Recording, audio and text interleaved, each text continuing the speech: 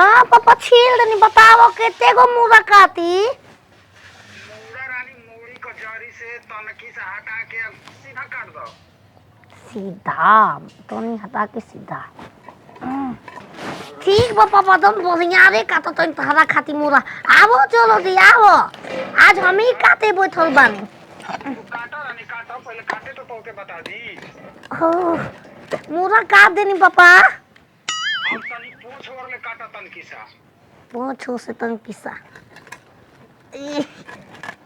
काट दिया अब बीचे बीचे फाड़ दे रानी। फाड़ दी एकरा के बीचे बीचे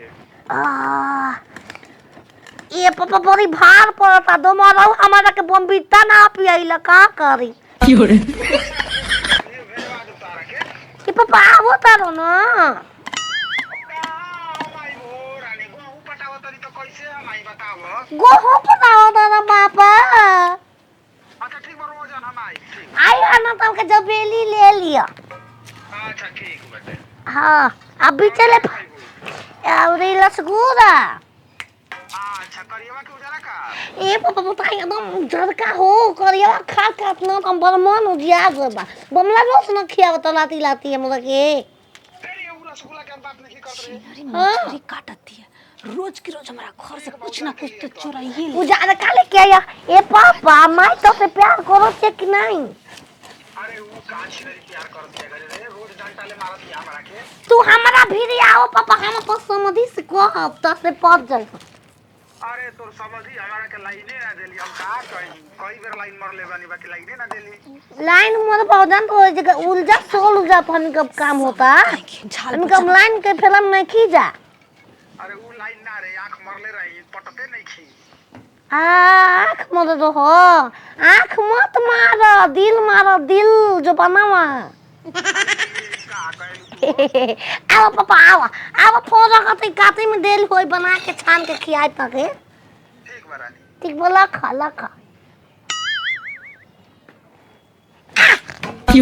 ओ माई किने करे आई हो मछरिया आई हो मुरवा अरे हम पापा का खाई रे बाबू आई हो बाबा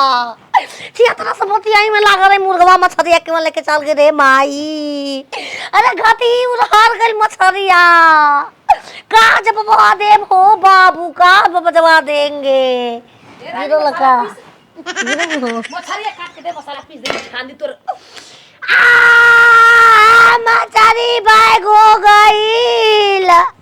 अरे छिनरी हई मछली रहल 4 किलो हई मछरिया रे पूरा बैस बानी पापा में आँख मरवा तोहरे पटवल के बाते में बानी तेरे हमार गाय में बा मछरी है के करा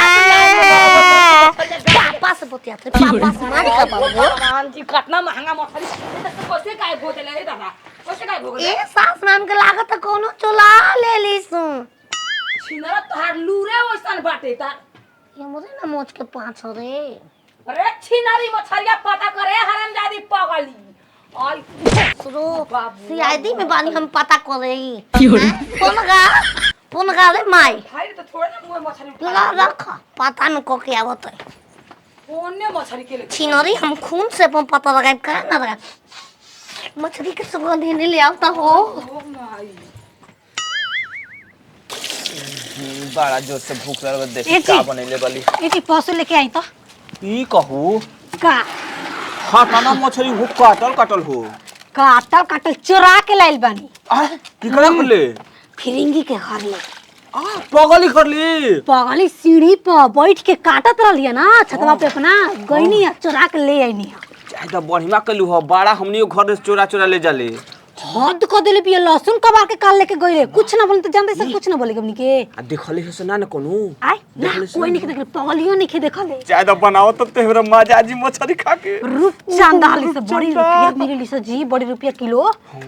सुनो ना हां हम तिले मसाला पीसे के तैयारी करते ठीक ना मिक्सर में हां काट कनी कथिया लिए पसुला लिए हां ले आओ तनी अपने आप के चन्हाक बनेले बाहुबली बानी के हमरा आगे लागी हो छिनार कहीं के तोर बड़का छिनार हम हनी आब छिनरी तकर बेंदा बोरारी घतिया ओकरा आग फेंकरे बाजू बनवा में हमार लेके आए थे भाग के। तोहरा में गलती नहीं खे, अगर सीसीटीवी कैमरा ना रहे तू मुखिया जी के तो कैसे पता चली? हम पापा से बतियाम ना हो, बतियाल छोड़ देब। दूसरो बतिया ही में थरिया भर के मथरे उठा करके फरार दिया। छोटा रसल के बेले के बार लेम ना हो, उनका के विवाह देर से चल घर चल। ओकर हिम्मत कैसे कल हमार घर में ढूक के मछली उठावे के लियाई जी पसुलवा और भुला गनी रहुआ। अरे ला कितना उठा जल तू काटी काटी जल्दी जल्दी काटी। बाप रे बाप, आई हो माय बड़ी यार बड़ी सोकर रहुआ से मछलियो ना यार बाईसा और यार बाईसा। आई हो माय और हमारे बड़की मछलिया केकर बड़की मछलिया केकर महार पंच को ला हम ना लागल ला हम ना लागल। ए चाची अभी बनल है ना तेल लगलू लार चुआ ए ना तू का बेटा तार माई पूछा के कहां से उठा लेके आइल बिया। एबीसीडी में पूरा लौकल बा, गाचुम काचुम का भाग बने खतिया। चलो ए भौजी हम किन के लिए हम बाजार ले ठीक ना औकात बा रे तू मेहर त चोटिन पटले बिया चोर तू बन तोरा संग संग तो औकात बा रे। बाप रे बाप लागत कि संगा में हीरा लेके आइल बी हीरा तार के चोटी ना हिया तू हीरा जी खाना खाओ। बतावा एकर बाप आवता उनकरे दिमाग बचला में भाई बताऊं बा गोड़ फेंके ना कमाई।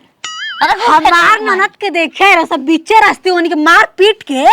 शादी कटवा दहली आ तार हित गाना होता त इतना बुझाता। पागल बे तू पागल बाड़ू घरे काहे खातिर रख लो घरे काहे खातिर रख लो भगा दी ए पागल बौरा भी त बांध के रखो। अब परसों दिन के हमरा खेत में के लहसुन मार कबर ले बनी अपन 76 के बांध के रखो ना कवची बांध के रख दही। तार पतो ये ले बढ़िया बिया हमर में हम चोराई नहीं थोड़ा फायदा इहो चोरी कर ले इहो एकरा में काय अंतर बा हो काय अंतर बा बताई हो बबुआ। अपन ना पतोहिया के छोड़ हां पहली बार चोरी कइले में रौरा घर से ठीक ना बात चोरा बहु घती हम का करेलू कुछ घटी ना का तू पकड़ा जाइबू त पहिला बार आ नाता कड़ाई रहती तो कदम चोरी नहीं कइले। आज के बाद घर में हमारा एकदम छीन रही तू सयाउला लोग धरती पते कर रेल दे बोईची सयाउला के घुस दे बड़की मसरी वाला अपना हो जाए। एक कनिया धनिया लियो एक कनिया लहसुन पूछलू का आओ